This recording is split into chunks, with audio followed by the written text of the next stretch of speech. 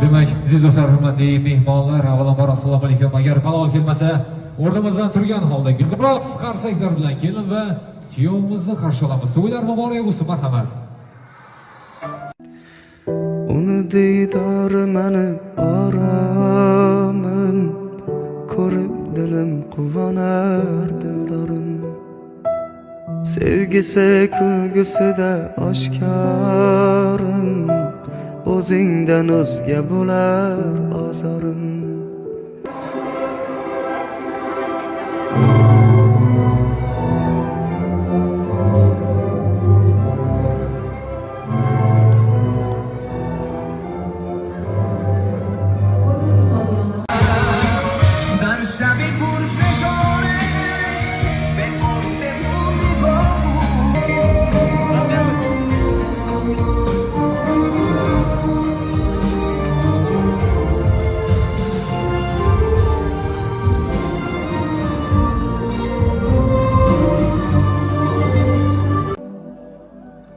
Canım boş, kuşlarıma demek faydalar.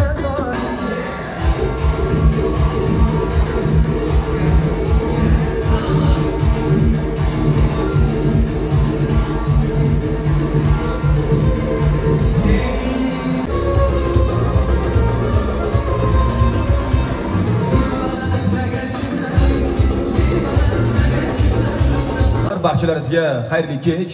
Avvalo mana shunaqangi bir ajoyib sharafli nutq so'zlash imkoniyati berilgandan bag'oyatda xursandmiz. Bugun kuyov to'ramiz haqida ikki og'iz fikrlarimizni bildirmoqchiman. Bu yigit bilan bir necha yillardan beri yelkama-yelka mehnat qilib kelamiz. Va men shuni aytmoqchimanki, birinchi galda ota-onalarga rahmat, shunaqangi go'zal tarbiya berganlari uchun. Sababki insonda eng mukammal bo'lgan jihatlar bor. Halollik, sodiqlik, mehnatsevarlik, mana shu mashaqqatlarga chidamlilik, yangiliklarga ko'nikishlik degan ajoyib bir qadriyatlar bor. Bu qadriyatlar uchun padar buzurgorlari, volidayn muhtaralariga rahmat aytmoqchiman. Xudo xohlasa, farzandlarni orqasidan rohat ko'rish, nabirachalarni tarbiyalab voyaga yetkazish, evaralarni to'yda boshi qosh bo'lib yurish nasib etsin. Men o'ylaymanki, bugun kelin-kuyovlarimizdan ko'ra bugungi kunni ko'proq kutgan, ulardan ko'ra ko'proq orzu qilgan, ulardan ko'ra ko'proq tasavvur qilgan, ulardan ko'ra ko'proq yaratganimdan har duolarda eslagan bu dadajonlari va onajonlari bo'ladilar. Shodliklarim sig'may ketar tanamga, bolam deya kirib kelsa xonamga. Farishtaga o'xshar deyman, aslida farishtalar o'xshar meni onamga. Ming donodan o'tib tushar zehni bor, dunyolarga yetib ortar mehri bor. Allasida o'zgacha bir sehri bor, farishtalar o'xshar meni onamga.